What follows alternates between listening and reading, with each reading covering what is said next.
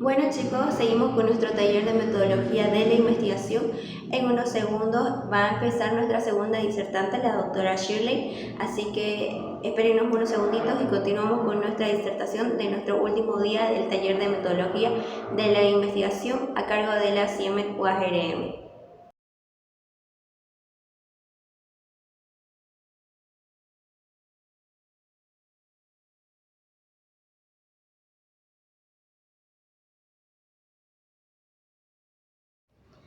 Bueno, muchas gracias. Continuamos con nuestra segunda disertante, quien es la doctora Shirley Nicole Andrade Azcuy, quien tiene un amplio currículo en el tema de la investigación. Ella es investigadora asociada al Instituto de Biología Molecular y Genética de la UNSA del 2005 al 2009.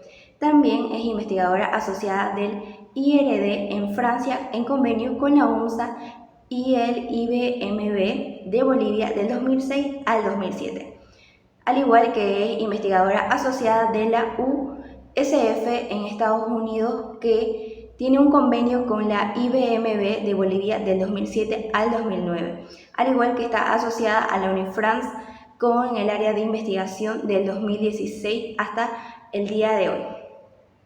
También es asesora docente de la Sociedad Científica de Estudiantes en Medicina de la Sociedad de Unifrance, en la cual está asociada a FELSOCEM desde su creación del 2015. Al igual que también es investigadora de proyectos multisectorial en AOLSEM desde el 2019. Muchísimas gracias, doctora, por estar el día de hoy con nosotros. Puede empezar cuando usted guste.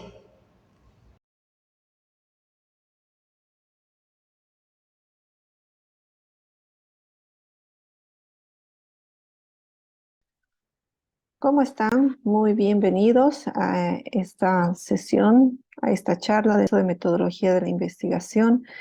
Primeramente quiero agradecer a los organizadores por haberme invitado a poder brindar esta charla sobre muestras, selección muestral y muestreo. Y bueno, vamos a comenzar entonces la sesión del día de hoy.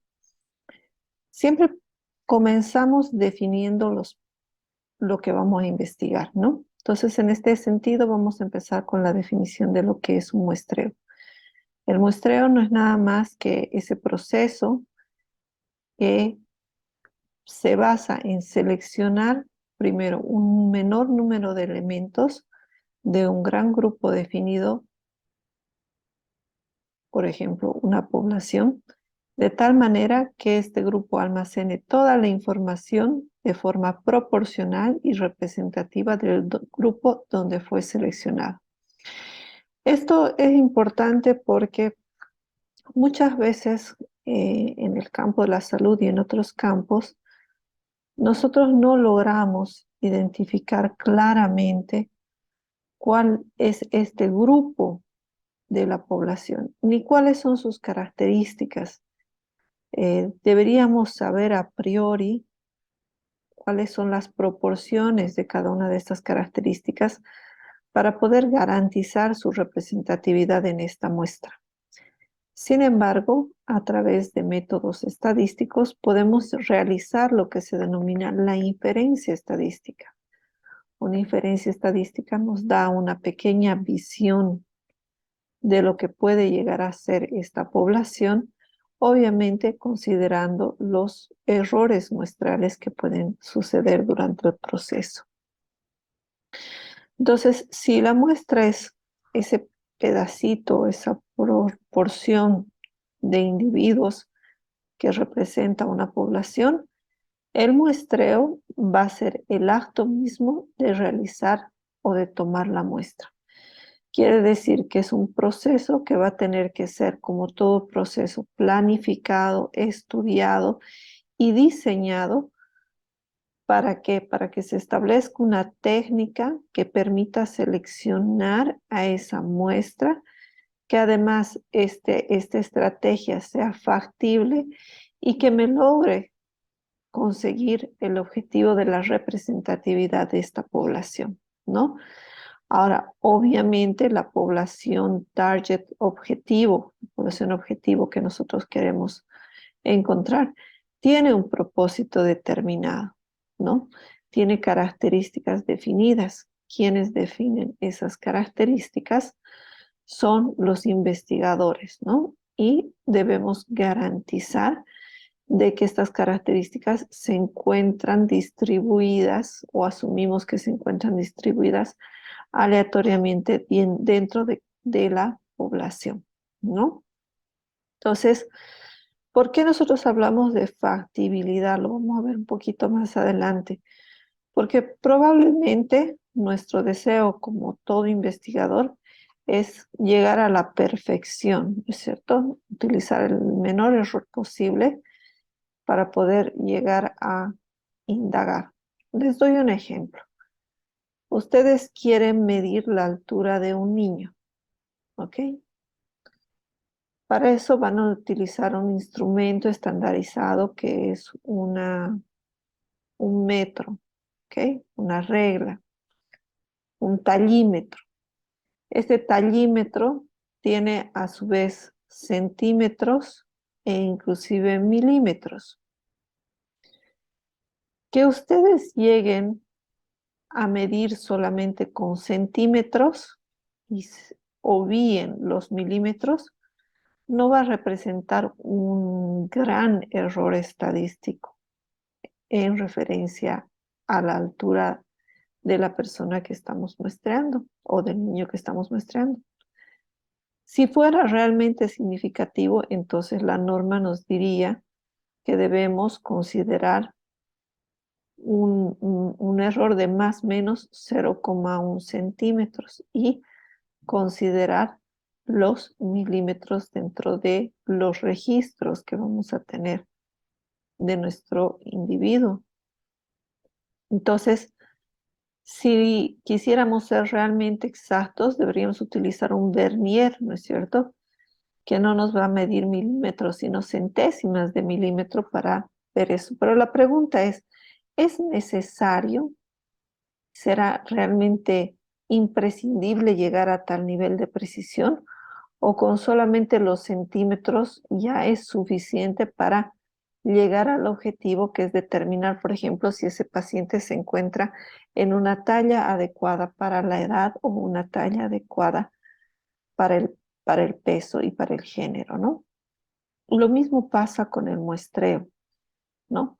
El muestreo nos tiene que garantizar de que lleguemos, ¿no? A un número lo más cercano posible a la realidad, pero que el margen de error no sea significativo como para poder errar en nuestra decisión. Obviamente, este muestreo va a tener propósitos. ¿Cuáles serían los propósitos del muestreo? Es decir, ¿por qué un investigador que tiene la oportunidad de realizar un censo, que es el tomar los datos de toda la población, por qué si todos tenemos la oportunidad de realizar un censo, por qué escogemos el muestreo como una técnica válida para el análisis de nuestros datos? Bueno, primero, porque como les había indicado, el muestreo me permite establecer conclusiones a partir de pequeñas muestras sobre toda la población. Es decir, si voy a gastar $100,000 para muestrar a toda la población y voy a obtener la misma información para tomar una decisión gastando solo 100, entonces obviamente me permite aminorar el esfuerzo. Ahí se va con el primer punto. Un esfuerzo que me va a permitir llegar a una conclusión. Esa conclusión tanto la puedo llegar utilizando un gran esfuerzo o un pequeño esfuerzo. El segundo aspecto sería reconocer las características de la población. Es decir, muchas veces en los estudios principalmente descriptivos, no conocemos muchas características del fenómeno que vamos a analizar. Por eso es que lo estamos estudiando. Porque si conociéramos todas esas características, entonces, ¿para qué lo estudiaríamos, no es cierto? Les pongo un ejemplo. Si quisiéramos investigar cuál es el comportamiento, por ejemplo, del dengue, específicamente en una población, por ejemplo, indígenas ayoreos, cuya principal característica sería que presentan grandes tasas de desnutrición, entonces ahí como que se complica un poco el escenario, ¿no es cierto? Cómo se comporta el dengue lo sabemos todos, todo el día pasa por la radio, por la televisión, etcétera. Pero la pregunta es, ¿será que varía estos parámetros en esta población vulnerable que me permita a mí establecer un protocolo diferencial de atención entre un paciente normal, citadino, y este tipo de población que garantice mejorar eh, el resultado de mi tratamiento, ¿no? Entonces, ese sería, digamos, el motivo y obviamente necesito reconocer primero cuáles son las características de esa población que la hace única y diferente del resto de las poblaciones que han sido estudiadas. Entonces, muchas veces tenemos una idea de las características de la población, pero no la conocemos al 100%. Y el objetivo de realizar un estudio, de empezar con un muestreo, es justamente empezar a conocerlas y reconocerlas. Un tercer propósito del muestreo es la de optimizar los recursos. ¿Qué quiere decir esto? Quiere decir que yo voy a poder llegar a datos muy confiables, ¿no? Pero sin utilizar tanto dinero, tiempo personal que como si yo hiciera un censo, ¿ok? Entonces, esto es importante por dos aspectos. Primero, porque la investigación es una actividad muy cara. Muy cara porque necesita y requiere de personas altamente calificadas.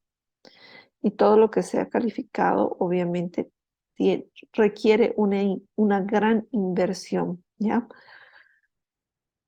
Por más de que una persona diga, no, pero yo hago investigación gratuitamente, no, pero tus conocimientos te costaron y le costaron al Estado, si estudiaste en una universidad pública, le costaron al Estado cierta cantidad de dinero, ¿no? Entonces, vamos a optimizar esos recursos. Y por cuarto, tenemos el de solucionar problemas. ¿Por qué? Recuerden que todo trabajo de investigación nace de una duda, de una pregunta o de un problema identificado en en una determinada población. Entonces, el propósito del muestreo es el garantizar datos lo suficientemente robustos, lo suficientemente confiables para que yo pueda encontrar las respuestas a mis problemas, a mi duda o a mi pregunta de forma adecuada con relación a la población. ¿Ok? Entonces, las ventajas del muestreo por parte de nuestros financiadores o del personal que termina aprobando nuestro proyecto son múltiples. Por ejemplo, ayudan en la economía, es decir, si un financiador tiene dos proyectos para aprobar, ¿cierto? Uno de ellos utiliza un muestreo, el otro no. Los dos son importantes, pero el que utiliza muestreo le cuesta $1,000 y el que no utiliza muestreo tiene un presupuesto de 1,000,000. El impacto de los dos llega a ser similar, por lo tanto, opto por aquel que tiene muestreo. Entonces, económicamente hablando, sale muchísimo más rentable el utilizar el muestreo como una estrategia para obtener datos de una población determinada. Segundo, el tiempo. No gastamos el mismo tiempo encuestando a 400 pacientes que a toda la población de Bolivia. ¿Ok? En uno tal vez podríamos ocupar un tiempo desde minutos si lo hiciéramos con redes masivas de difusión. Y en el otro, en el peor de los casos, podríamos tardar inclusive años. Aquí el tiempo es un factor que siempre nos va a jugar en contra, porque alguien podría decir, pero no importa, doctora, podríamos demorarnos 10 años si queremos, sí, pero el tiempo es un factor que altera las cosas, es decir, a medida que pasa el tiempo, las poblaciones van cambiando su demografía, van cambiando sus características. Por lo tanto, si yo quiero garantizar tener una muestra, tiene que ser en el menor tiempo posible, porque de un día para el otro las cosas variaron en mi población. Un ejemplo claro son los censos que se hacen en los países, ¿no? Pese a que es un censo, este se tiene que realizar en el menor tiempo posible. En los centros urbanos se establece una temporalidad de 24 horas y en centros más alejados puede demorar un poco más. Sin embargo, si demoráramos mucho más tiempo del día, no solamente sería muy costoso a nivel de la economía del país, sino también puedo empezar a cometer errores muestreando, duplicando muestras, ¿no es cierto? Porque, por ejemplo, hagamos el ejemplo que sea un muestreo escalonado. Empezamos con Santa Cruz, Cochabamba y luego La Paz. Entonces, puede ser que yo muestre Santa Cruz y al momento que tengo que mostrar Cochabamba, mucha gente se haya ido de ahí y mucha gente haya llegado. Entonces, no me va a brindar la misma realidad.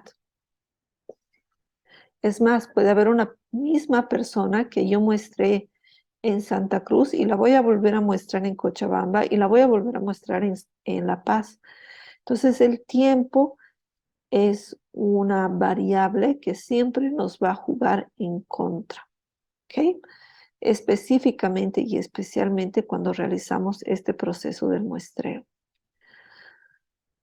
La tercera ventaja sería que me es factible de poder adaptar esta estrategia a múltiples poblaciones. Por ejemplo, cuando yo estoy haciendo estudios multicéntricos o estoy submuestreando, estoy dividiendo la muestra en grupos, puede ser grupos etarios, grupos etnológicos, grupos geográficos, etcétera. Puedo aplicarlas entonces a distintos lugares, en distintos tiempos, y no necesariamente requiero una gran cantidad de personas a muestrear. El cuarto es la accesibilidad, ¿no? Accesibilidad nos hace la referencia a cuán fácil es que yo pueda alcanzar mi objetivo inicial.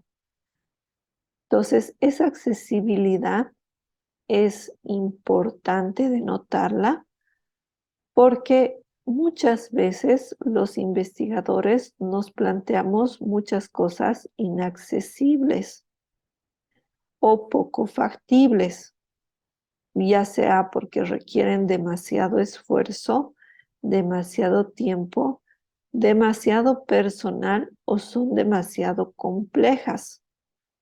Por ejemplo, si yo voy a muestrar una determinada área rural que requiere cierto tipo de movilidad, porque ahí no hay acceso, por ejemplo, puede ser en canoa, ¿no?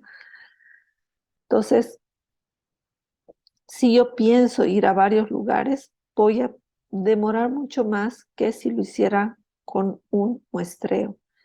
Entonces, me es mucho más accesible llegar a cumplir la meta de un muestreo que al cumplir la meta de un censo.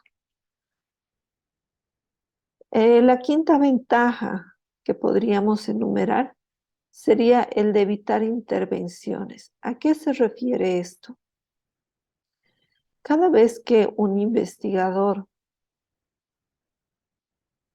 entra a la población, por más de que haga una encuesta, altera la percepción de esa misma población, indirecta o directamente. Cuando altera la realidad, al momento en que nosotros tengamos los resultados, la población que hemos analizado cambió, sesgó su pensamiento, sesgó su forma de ser a causa del mismo muestreo. Les pongo un ejemplo en biología. Digamos que ustedes están detrás de una especie muy rara de planta, por ejemplo, de la cual se puede extraer un medicamento para solucionar un determinado problema. Entonces van y como tienen que tomar muestras de la planta, se van a, no sé, pues al lugar donde tengan que ir, a la Amazonía, y recolectan todas las plantas que vean a su alrededor que sean de esa especie. Una vez que terminan de recolectar absolutamente todas las que ven, llegan al laboratorio, hacen el estudio, obtienen el remedio, pero como su intervención fue tan grande, cuando vuelvan a ir al territorio a buscar más plantas para realizar más remedio, se dan cuenta de que las plantas desaparecieron. ¿Por qué? Porque ustedes intervinieron ese ambiente y al intervenir ese ambiente ya no es favorable para esas plantas. Entonces, estoy viendo una realidad que está siendo afectada por mi mismo proceso y que a la larga esas modificaciones van a recaer sobre la conducta o sobre las características de la misma población. Además que recuerden que muchos de nuestros estudios requieren un grupo control. Si nosotros investigaríamos al 100% de la población, ¿quién quedaría como grupo control? Ya no existiría, ¿no es cierto?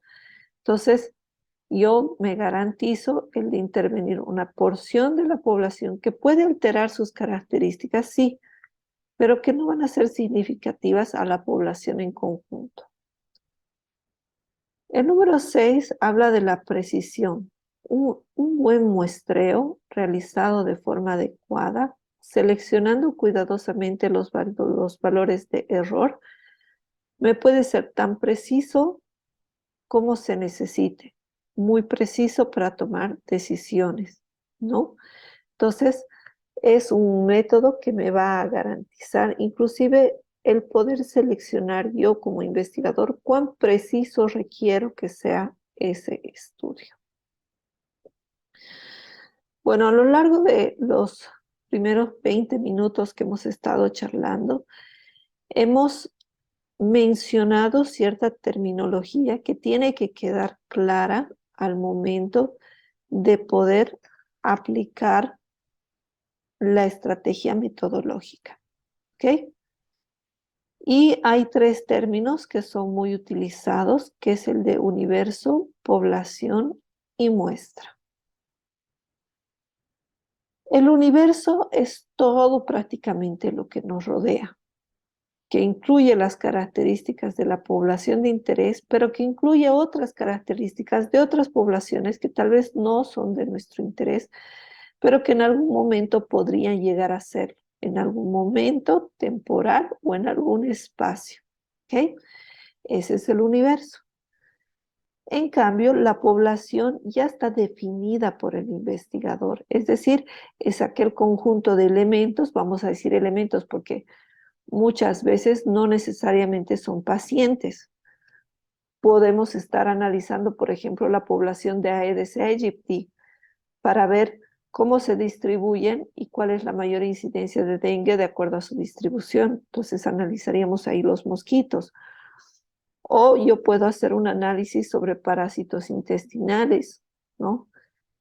y mi población va a ser un conjunto de heces fecales, por ejemplo, ¿no? Entonces, la población es ese conjunto de elementos que tienen esas características de interés para el investigador y debe ser definida en tiempo y en espacio, porque ya sabemos que las poblaciones se alteran con el tiempo y se mueven constantemente, migran, emigran, etcétera. Tal vez inclusive cuando hablamos de plantas, el espacio no sea un factor tan determinante, pero el tiempo sí lo es. Peor si estamos hablando de pacientes, ¿no? Ellos se mueven constantemente, entonces es muy difícil el que no definamos un espacio geográfico porque luego nos crea conflictos grandes al momento de realizar el muestreo o de determinar la estrategia de muestreo. ¿Y qué es la muestra? Ya la hemos definido al principio, ¿no? Nuevamente es esa porción representativa de la población. Ese término de representativo tiene que quedárseles bien adentro, así, en el hueso, ¿no? Porque si no realizo, no cumplo ese requisito, lo que voy a hacer es un pseudo muestreo. Voy a pensar que estoy muestreando cuando en realidad no lo estoy haciendo. Y obviamente los resultados no van a ser representativos de toda la población y por ende voy a cometer errores significativos al momento de tomar decisiones o de aceptar o rechazar alguna hipótesis. Entonces, un pseudo muestreo sería algo que no es un muestreo, pero que el investigador por error asume que sí lo es. Y es muy diferente de este submuestreo que vemos acá. Sub quiere decir por debajo de. Quiere decir entonces que de la muestra que yo he escogido, de los datos que yo quiero obtener de esta población, yo he notado alguna característica que hace que estos datos se estratifiquen. Puede ser, por ejemplo, por edad. Yo puedo entonces agarrar mi población y separarla por grupos etarios: jóvenes, adultos, adultos mayores. Entonces, por cada subgrupo yo debo tomar una muestra, pero en general esta muestra, uniendo todos esos subgrupos, me dan un muestreo general. Entonces, eso es un submuestreo. Otro ejemplo que les doy. Ustedes están analizando pacientes con cáncer. No es lo mismo con cáncer en las primeras etapas, durante el proceso de desarrollo de la enfermedad y un cáncer terminal. Entonces, yo puedo subclasificar y cuando realizo este proceso de subclasificación, lo que estoy obteniendo es un submuestreo. ¿Ya? Por debajo de la muestra yo hago cortes. El siguiente término que debo tener en cuenta es la unidad de muestreo, y eso es algo que lo debo definir desde un principio. Y la pregunta adecuada para saber es: ¿de quién voy a sacar los datos? Es el elemento individual, por lo tanto, que representa esa característica que yo quiero analizar y que es parte de la población. Vamos a poner ejemplos. Si yo quiero analizar el peso de los recién nacidos que se han sometido cuyas madres se han sometido a una determinada dieta, ¿quién será la unidad de muestreo? ¿Será la madre? ¿Será la dieta? ¿O será el RN? Si mi pregunta es el peso o la calidad del APGAR del recién nacido, entonces mi unidad de muestreo será el RN, ¿no es cierto? Si yo quiero analizar, por ejemplo,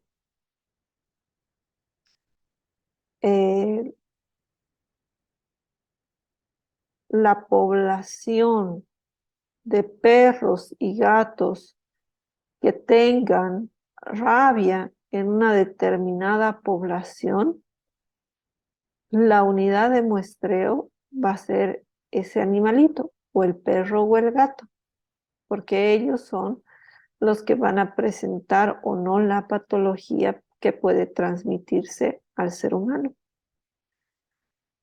O yo quiero investigar, por ejemplo, la ocupación de camas en hospitales de segundo nivel de Santa Cruz. Entonces, mi unidad de muestreo será cada, cada cama y mi submuestreo será cada hospital. ¿Ok?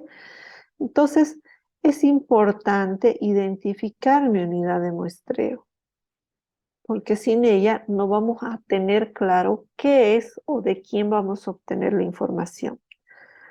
¿Qué información? Esa información se transforma en estadística en lo que serían las variables, ¿no?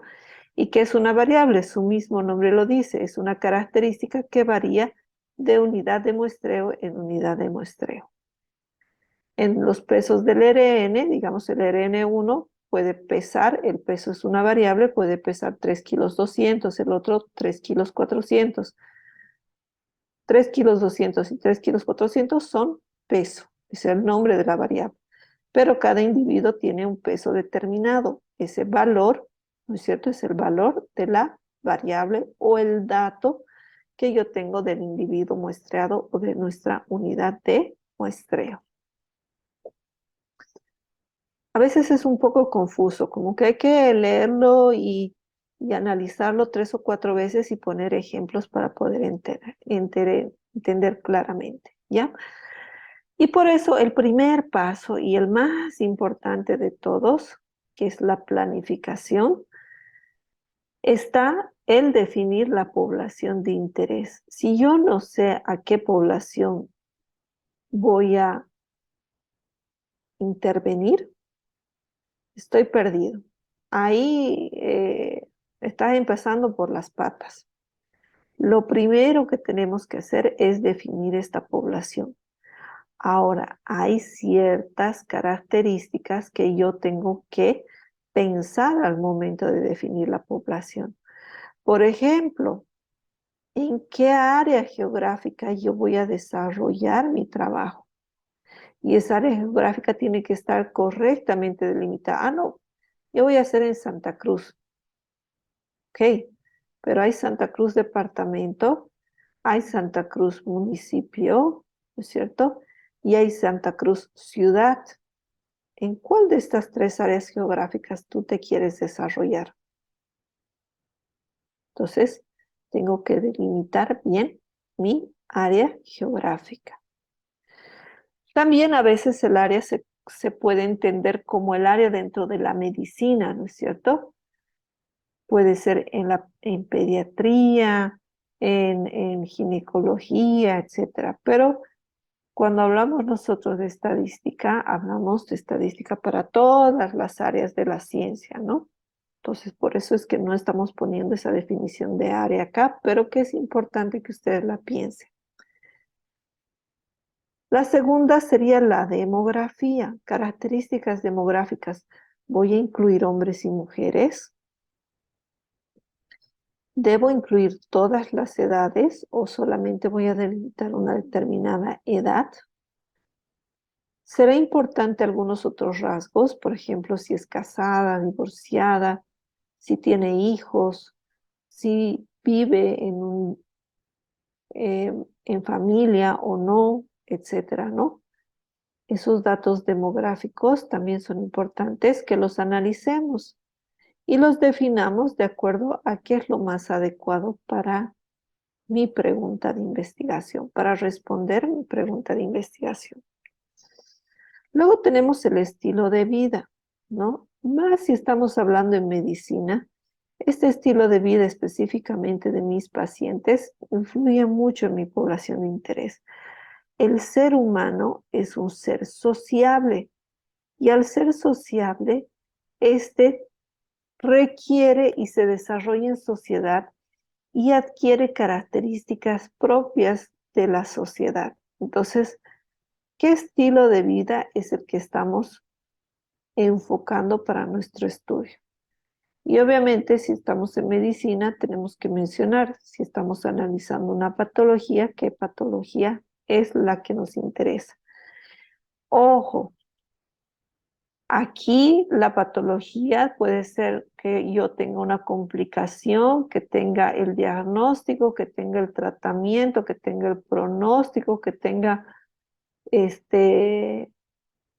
no sé, alguna de las etapas del método clínico, ¿no es cierto?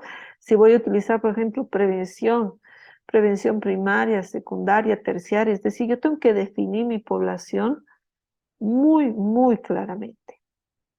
¿Qué recomendaciones les puedo dar yo de acuerdo al tiempo y los años de experiencia que he visto con respecto al diseño y a escoger a esta población? ¿Ya?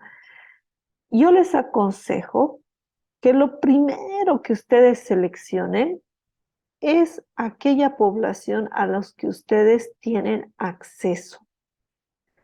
Es decir, puede ser que uno de ustedes diga, no, yo voy a trabajar con todos los pacientes de los hospitales de tercer nivel de 4 de las principales ciudades de Bolivia. Ok, tú estás seguro que vas a poder obtener los datos, tienes amigos en todos esos hospitales, los doctores que son directores de los hospitales estarán dispuestos a darte esa información. Entonces, ah, pero por ejemplo, puede haber otro estudiante que sea voluntario bombero, ¿no es cierto? Y que durante sus años de experiencia se han registrado, no sé, pues una serie de accidentes y pacientes que se han atendido a causa, por ejemplo, de quemaduras por, por fuego, ¿no? Entonces, si tiene el registro, o tiene el registro, le es más fácil el poder obtener la información, porque además lo conocen, él sabe exactamente cuál es la población, ha estado presente en la mayoría de los casos, entonces es una población que conoce muy bien y a la cual tiene accesibilidad. Eso es lo que ustedes deben buscar, lo primero que deben buscar, porque es también el primer reto que se van a enfrentar al momento de buscar la información. Se va a decir, ay, ¿de dónde busco la información después de que su perfil está aprobado? No, lo primero que tienen que tener es la certeza de dónde van a sacar los datos, con quiénes van a hablar y si realmente son accesibles y son factibles. Cuando estén seguros de eso, todo lo demás va a poder seguir. Pero si ustedes presentan su trabajo y saben que no van a poder tener el acceso a esos datos, ustedes mismos se están poniendo la tranca o la soga al cuello. ¿Ok? Entonces, esto les va a garantizar que, primero, lo hagan más rápido, estén más accesibles, cuenten con mejor accesibilidad a los recursos, etcétera. Mayor predisposición de la gente a trabajar con ustedes, mejor conocimiento de la población, les garantiza que tomen mejores decisiones, ¿no? Y para eso, obviamente, tienen que ir a indagar, obtener información previa, ¿no? Si no conocen muy bien a la población, pueden ustedes hacer pequeños muestreos piloto, pueden ustedes hacer entrevistas, pueden hacer grupos focales, con el objetivo de poder reunir la mayor cantidad de información necesaria para que el instrumento de recolección de datos sea adecuado para la población. Pueden ustedes reunirse con otros investigadores que han trabajado sobre la misma población o una temática similar que les den consejos y recomendaciones que les van a ahorrar a ustedes muchísimos dolores de cabeza. Entonces, la estrategia aquí sería el buscar información de expertos, de individuos dentro de la misma población, de ser factible, de muestreos piloto y otra cosa que es muy importante, Si ustedes hacen una encuesta, el instrumento que ustedes están elaborando para la encuesta tiene que estar adaptado para que el usuario, en este caso la unidad de investigación, pueda comprender lo que ustedes están diciendo. ¿Qué quiere decir? Si ustedes le proporcionan un cuestionario con términos muy técnicos, la persona no va a saber qué contestar y les va a dar una información errada. Algo que es también importante al momento de seleccionar la muestra y la población son los criterios de inclusión y de exclusión. Para poder seleccionarlos, la persona del grupo, si estuvieran haciendo esto en grupo, la persona del grupo que mejor conozca la población debe guiar en este proceso de la selección de los criterios de inclusión y de exclusión. Y en caso de que sean ustedes solos y desconozcan muchos aspectos de la población, busquen una tercera persona, 2 o 3 opiniones de las personas que tienen mucha información o están muy allegadas a la población objetivo. De lo contrario, ustedes van a obviar preguntas que tal vez son muy necesarias o van a incluir aspectos innecesarios que les va a generar mucho ruido al momento de analizar sus datos. Por eso es muy importante el primero hacer un pequeño relevamiento de la situación y del lugar. Mejor si es que hay otra persona que previamente ha trabajado en este lugar que les pueda brindar ese tipo de información. ¿Qué son los criterios de inclusión y de exclusión? Su nombre lo dice, inclusión. ¿A quiénes estoy incluyendo dentro de mi trabajo? Por ejemplo, estoy incluyendo a jóvenes alcohólicos que recogen basura, ¿no es cierto? Y forman parte de la Fundación Amigos, ¿no? Y que ingresaron, ¿no es cierto?, desde el año pasado y que todavía se mantienen actualmente acá, ¿no? Entonces ahí yo tengo que hacer ese tipo de selección muy fija, además geográficamente, temporalmente. Tengo que especificar de ser posible la edad, ¿no es cierto? Los rasgos en común que deben tener para poder seleccionarlos. Ahora, de toda esta población, esta es mi población objetivo con los criterios de inclusión. Van a haber situaciones excepcionales que deben ser anotados en los criterios de exclusión. Por ejemplo, puedo excluir pacientes embarazadas, pacientes que tienen alguna patología, un síndrome de Down o alguna deficiencia mental,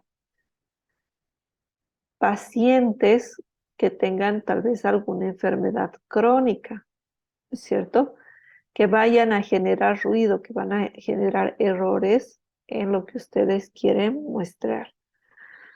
No es que en los criterios de exclusión voy a poner todos los de inclusión, pero a la inversa. Por ejemplo, si voy a incluir a las mujeres, en los de exclusión voy a poner los varones. No. Si yo estoy incluyendo a las mujeres, en los criterios de exclusión me tendría que decir a qué mujeres no incluyo dentro de este estudio. Por ejemplo, podrían ser aquellas mujeres que tengan algún problema hormonal o que estén sometidas a algún tipo de tratamiento, ¿no? Entonces ahí yo tengo que poner mis criterios de exclusión. De todo lo que incluí, ¿cuáles serían las excepciones?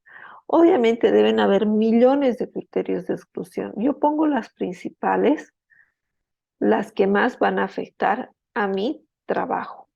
¿Qué me garantiza estos criterios de inclusión y de exclusión? El evitar sesgos. ¿Qué son los sesgos? Son falsos positivos y falsos negativos, porque yo pienso que los datos son así, cuando en realidad el dato que incluí y que no lo excluí, me hace variar toda mi estadística. Ok. Aquí tenemos un ejemplo, ¿no? Esta es una pacientita, desde ya se nota que tiene sobrepeso y digamos que esta paciente está dentro de un programa, ¿no es cierto?, para diabéticos, donde le sustituyen el azúcar por algún otro edulcorante, puede ser stevia, ¿no? Y queremos ver si ella ha logrado acostumbrarse a dejar el azúcar y reemplazarlo por el edulcorante, ¿no? Entonces, mi población objetivo serían todos los pacientes diabéticos. Okay. ¿De qué determinado lugar, digamos, de la ciudad de Santa Cruz o del barrio de Santa Rosita? Aquí, ¿no?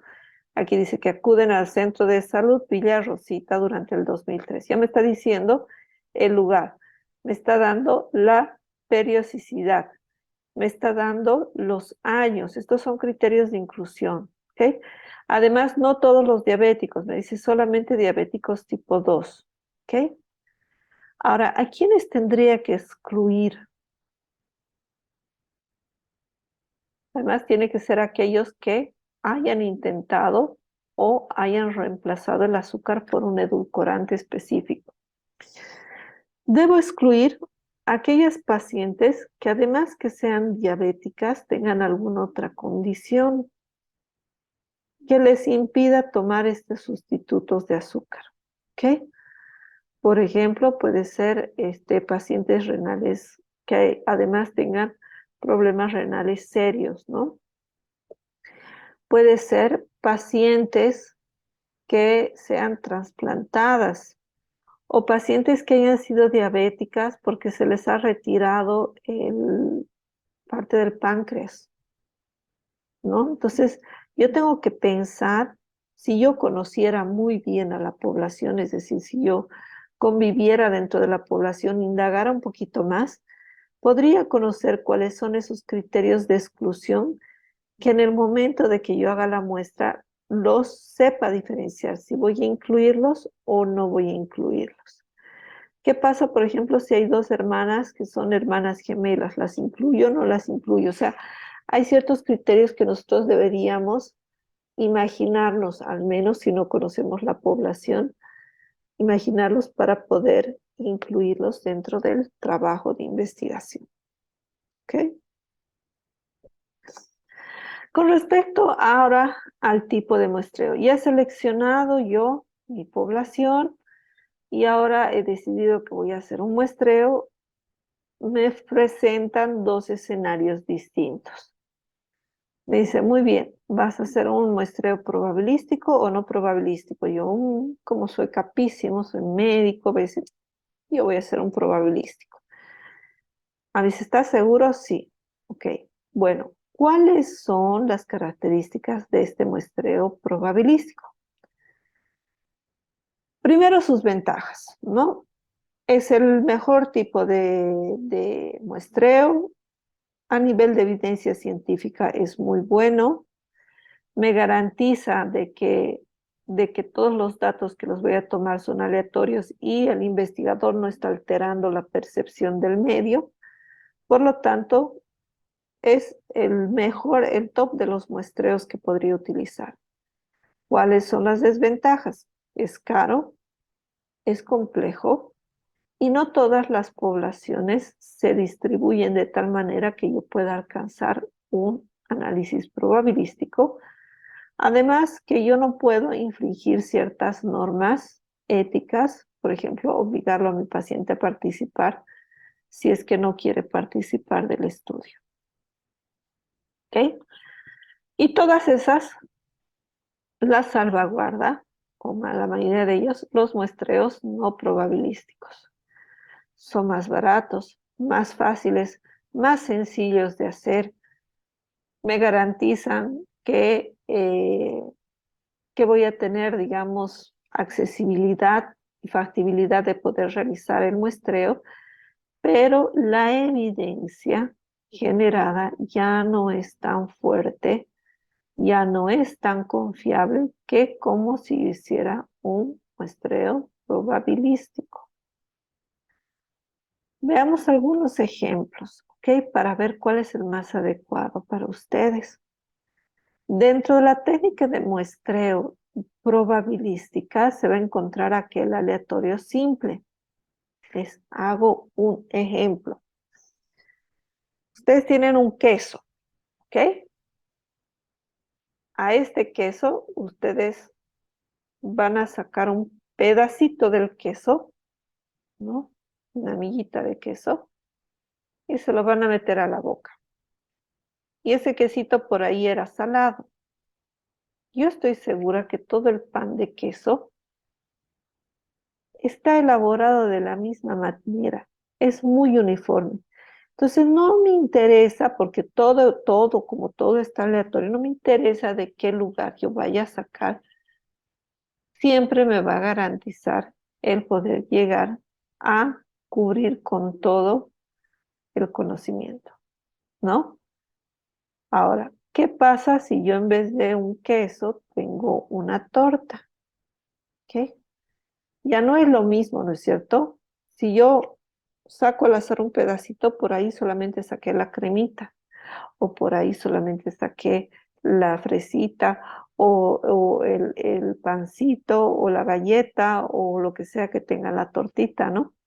Entonces, voy a necesitar aleatoriamente picar en varios lugares o adaptar el tamaño del sacabocados para que me garantice tomar toda la variabilidad de esto. Ahora es más difícil, ¿no es cierto? Imagínense sus pacientes. ¿Será que todos sus pacientes están distribuidos uniformemente en la ciudad? Es decir, los diabéticos dicen, bueno, ahora distribúyanse aleatoriamente. No, no es cierto. Además, ¿será que ustedes pueden agarrar un mapa y el mapa les muestra las casas de todos aquellos donde hayan diabéticos? Tampoco, ¿no es cierto? Entonces, queda tan difícil poder hacer este aleatorio simple, es decir, los postulados se me son tan complicados de alcanzar que prácticamente desisto en la tarea de poder conseguir un aleatorio simple. ¿Ok? Bueno, no puedo hacer el aleatorio simple. ¿Qué alternativas tengo para que todavía sea probabilístico? Vamos a ver el sistemático, ¿ya? El sistemático simple. El sistemático me dice que voy a tener un sistema para poder seleccionar mis datos que sean aleatorios. Gracias al uso de la tecnología, hoy en día esto es mucho más fácil. Por ejemplo, puedo acceder a las historias clínicas de todos los pacientes, son 10,000 pacientes, por ejemplo, y yo le digo al sistema que todos aquellos que terminen, cuyas historias clínicas terminen en 010, ingresen dentro del muestreo. ¿Ok? Es un sistema automatizado, sistemático. El número de la historia clínica afectará con el género, con la edad, con la patología, no afecta en nada. ¿Ok? Por lo tanto, me garantiza de que sea aleatorio, pero mediante un sistema sistemático. ¿Ok? ¿Qué pasa con el estratificado? Yo sé que mi población no se distribuye uniformemente. Por ejemplo, yo sé que, por ejemplo,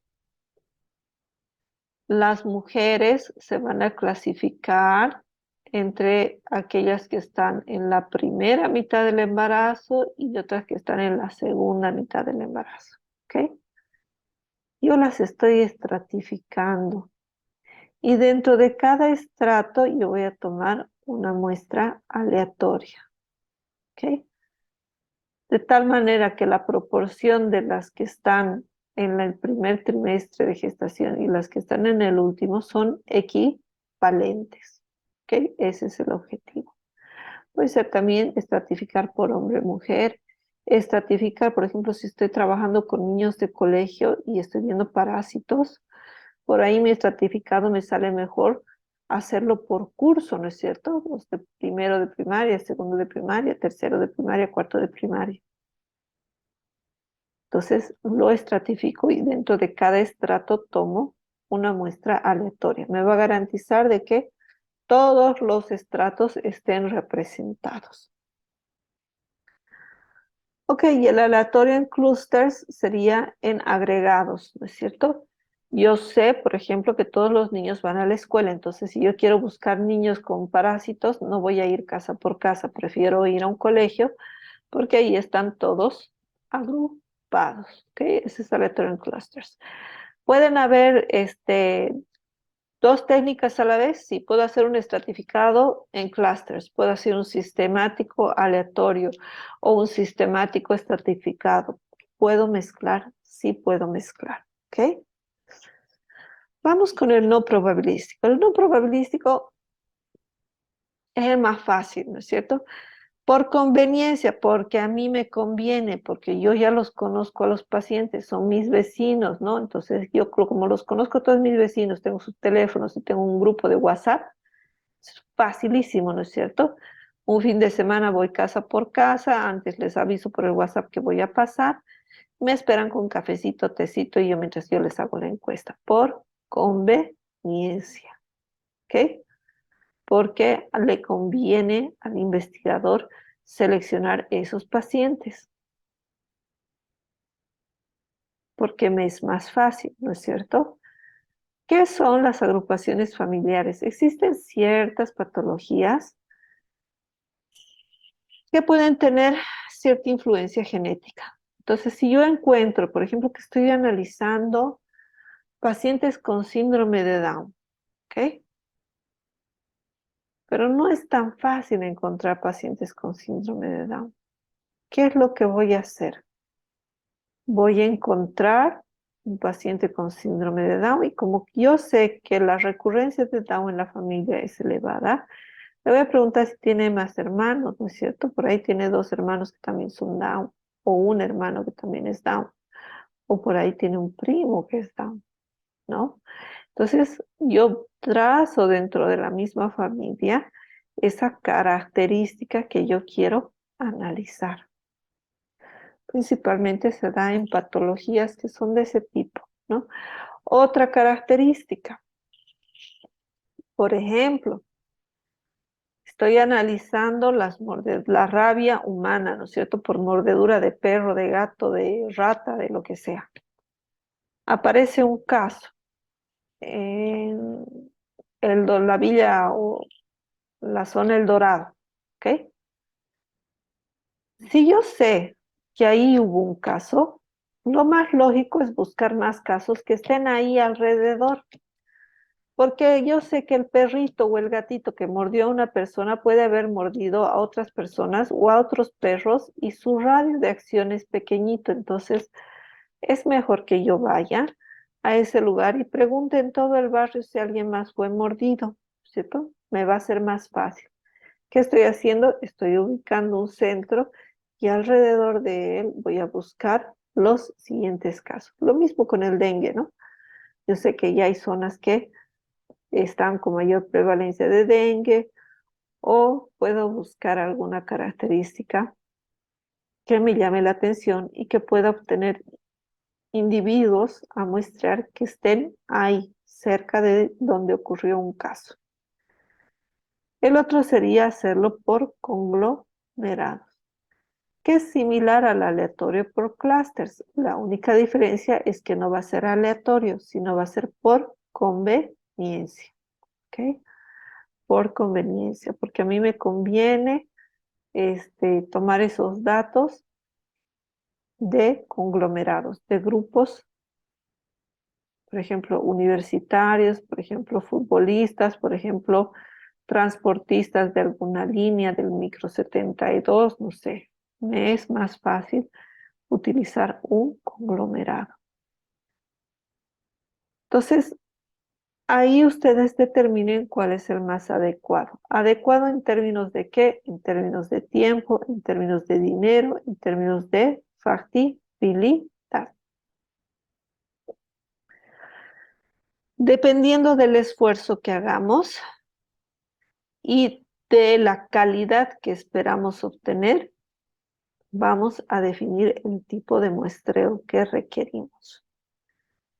Si aquello que vamos a analizar no requiere números muy finos, entonces no hagamos tampoco un esfuerzo sobrehumano para conseguirlo, ¿no es cierto? Y obviamente, si es que yo tengo una buena planificación, una buena estrategia, evidentemente se han de ahorrar mucho tiempo, mucho dinero, muchos recursos. Ahora sí, la pregunta de oro, lo que todos quieren conocer. Profe, yo ya sé, ya escogí mi tipo de muestreo, sé mi población, sé mi patología, sé qué quiero hacer. La pregunta es cómo defino cuántos deben incluirse. Mm. Hay 4 aspectos que yo debo considerar. Primero, ¿cuánto varía la población?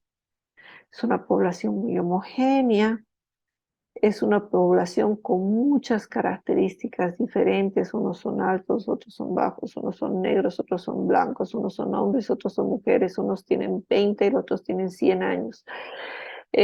Unos viven en la ciudad, otros viven en el campo. Entonces, una locura, ¿no es cierto? Si es muy variable, nunca voy a terminar mi muestreo. Y por otro lado, si soy muy exquisita, solamente mujeres que tengan entre 23 y 24 años de edad, que ahí sean del signo de Capricornio, de que beban leche de cabra todas las mañanas, o sea, si soy así demasiado exquisita, voy a tener acceso a esa población, pero luego los resultados no los voy a poder extrapolar a toda la población, ¿no es cierto? Porque no toda la población bebe leche de cabra en las mañanas, o sea, eso también es algo que yo tengo que equilibrar y medir. La variabilidad de la población per se no la sé, no la sé. Que si lo hubiera analizado toda la población no necesitaría hacer un muestreo, ¿no es cierto? Entonces parece así como que, ok, me están pidiendo algo, para hacer otra cosa, pero para lo cual necesito primero hacer el primer paso. Es como este ministro que dijo, ¿no? Necesitamos primero encuestar a todas las personas para saber cuántas boletas tenemos que distribuir en el censo. Si ya sabes cuántas boletas tienes que distribuir en el censo, ¿para qué vas a censar? Ya sabes cuántas personas hay en Bolivia. O sea, ilógico. Y más o menos algo así sucede en la población. Yo tengo que saber cuán variable es. ¿Cómo voy a saberlo? Vas a tomar primero una pequeña muestrita y vas a analizar su variabilidad. O puedes utilizar algún otro estudio que haya trabajado sobre esa población y que haya estimado su variabilidad. Amén. Segundo aspecto, ¿cuán dispersa es la población? Es decir, mi población está concentrada o está muy alejada. Mientras más alejada, más difícil, más inaccesible, mientras más concentrada, mucho más fácil. El nivel de confianza, yo necesito que sea muy preciso o no. ¿Cuán confiables son mis datos? La confianza quiere decir en cuánto me puedo equivocar. Ok, si acepto un error del 5%, quiere que decir de 100 pacientes, 5 pueden estar errados. Pueden, no quiere decir que estén, pueden estar errados. Sí, pero digamos, 5% no va a afectar a toda la decisión de la población. Es aceptable. O sí, no, mire, 5% es un horror. Me va a variar todo con ese 5%. No necesito máximo un 1%. ¿No? Entonces depende mucho de la cosa, de lo que van a analizar, del objetivo de su trabajo de investigación. Luego tenemos el nivel de error aceptable, ¿no es cierto? Es decir, en uno mido yo el porcentaje de equivocarme, de dar falsos positivos, y en el otro de dar falsos negativos, de creer que está incluido y cuando no es real ni está incluido dentro de la población. Entonces, mucho cuidado con eso. Y dados estos parámetros, yo recién voy a utilizar una de las 400 fórmulas para determinar el tamaño de la muestra. ¿En qué varían las fórmulas? En el tipo de muestreo que voy a utilizar, si es aleatorio, por clústeres, conglomerado, sistemático. Además, ¿por qué otra cosa varía? Por si esta variabilidad yo la saqué de la muestra o de la población, ¿no es cierto? Va a variar de acuerdo al nivel de confianza, al nivel de error, si yo defino o no lo defino, etcétera. Aquí está para que se asusten un poquito, ¿no? La fórmula para calcular el tamaño de la muestra. N, que es el tamaño de la muestra, va a depender del tamaño poblacional. Es decir, yo tengo que saber cuántos más o menos estimados hay en mi población. Va a depender de factores como la variabilidad, la desviación estándar de la población. Va a determinar con el valor de distribución normal de acuerdo al margen de error que voy a aceptar, aquí con una confianza del 95%. Va a depender del error muestral máximo que yo voy a aceptar, por ejemplo, un 5%, ¿no? Y de todos estos factores que yo defino, recién me va a sacar un tamaño muestral. Para alegría de todos ustedes, si consideraríamos una población infinita, 10.000 millones de habitantes, que infinita, con el 95% de certidumbre, con el 0,05 de error muestral, el tamaño de la población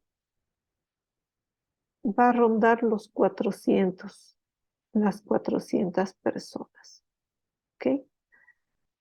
Inclusive, si van aumentando esta desviación estándar, que ya es un poco elevadita, inclusive así van a mantener cercano a las 400 personas.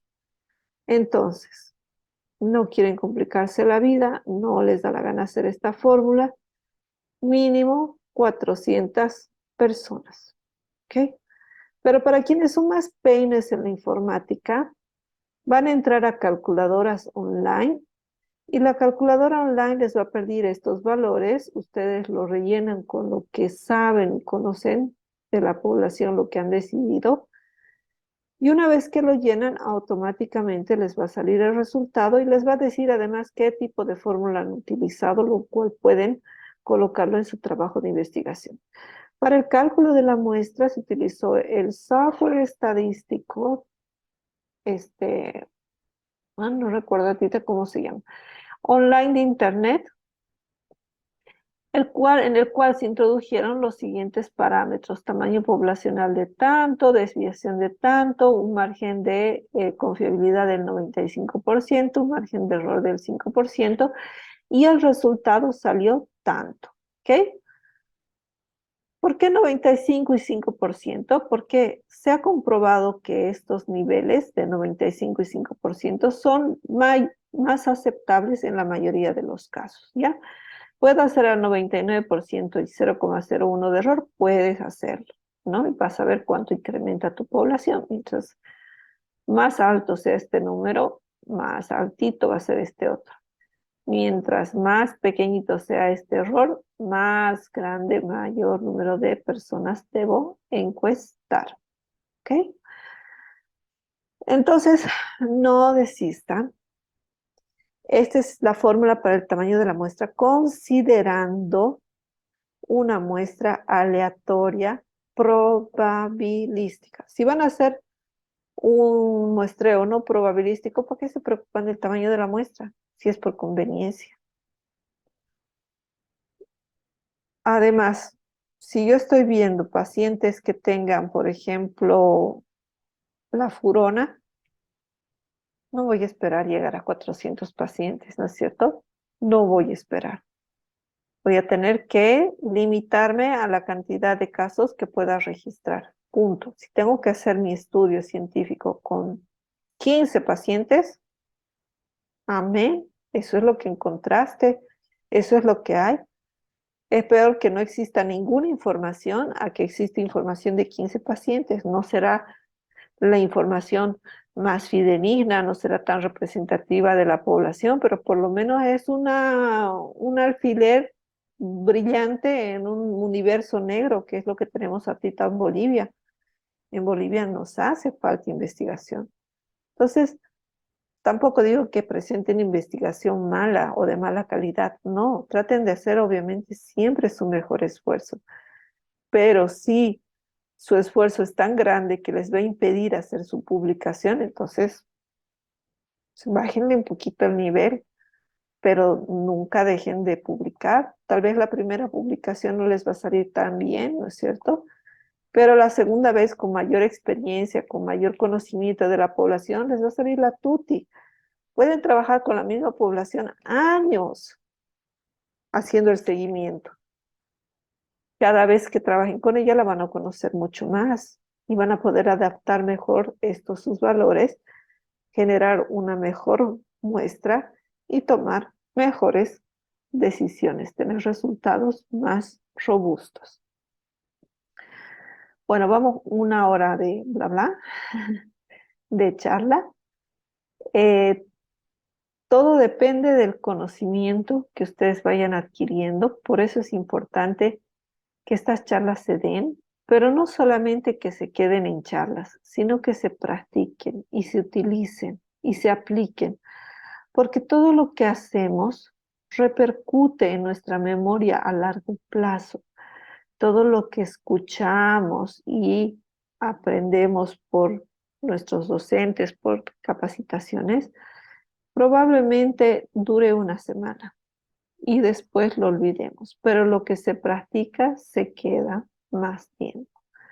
Entonces, depende mucho de cuánto conocemos, ahora están fresquitos, aprovechen esa frescura de la información y pónganse a analizar su población, analicen qué es lo que saben de la población, qué saben de su patología y qué tipo de muestreo sería el que más les facilite a ustedes alcanzar su objetivo sin perder la calidad de su trabajo de investigación. Y con eso hemos llegado al final de la charla. Les agradezco nuevamente por su atención. Nuevamente agradezco a los organizadores y me someto a que puedan ustedes, si tienen dudas, el poder escribirme en mi correo para obtener mucha más información. Tenía un pequeño slide que desapareció con referencias bibliográficas de artículos que eran importantes para leer, pero estoy seguro que ustedes con su capacidad de buscar ahí en el Google académico pueden encontrar bastante información académica acerca de este tema y que les espero les sirva y les ayude con todo lo que hemos visto hoy. ¿Ok? Bueno, entonces nuevamente me despido, les agradezco mucho, les deseo mucha suerte en sus trabajos de investigación. Los felicito por emprender a hacer trabajos de investigación en Bolivia. Nos falta mucho, tenemos un mundo para escoger, desde la investigación más sencilla hasta la más compleja. Toda ella es valiosa cuando no se tiene información en lo absoluto de todo lo que pasa aquí en Bolivia. Así que adelante, no se desanimen, escójanse primero objetivos pequeñitos, nadie nació corriendo, empiecen con objetivos cortos, factibles, viables y luego complíquense cuando estén un poquito más adelante y un poquito más adiestrados en todo esto. Muchísimas gracias y hasta cualquier oportunidad les agradezco mucho y que pasen una bonita resto de jornada. Muchísimas gracias, doctora, por su hermosa presentación, por la disertación, por haberse dado el tiempo de estar con nosotros el día de hoy. Muchas gracias a todos los presentes por haber participado del taller de metodología de la investigación. Esperamos contar con su participación para próximos proyectos. Por favor, no se olviden lo de la palabra clave para el formulario de asistencia También no se olviden que el examen sobre el taller será realizado el día de mañana de manera virtual mediante un formulario que estará disponible durante todo el día. Se les va a avisar por el grupo de WhatsApp. Nuevamente, muchísimas gracias por su colaboración en este taller y por haber estado presente. Esperamos que les sirva de mucho este taller. Eso sería todo por parte de la CIEM Duas ARM. Nuevamente, muchas gracias y que tengan una bonita noche.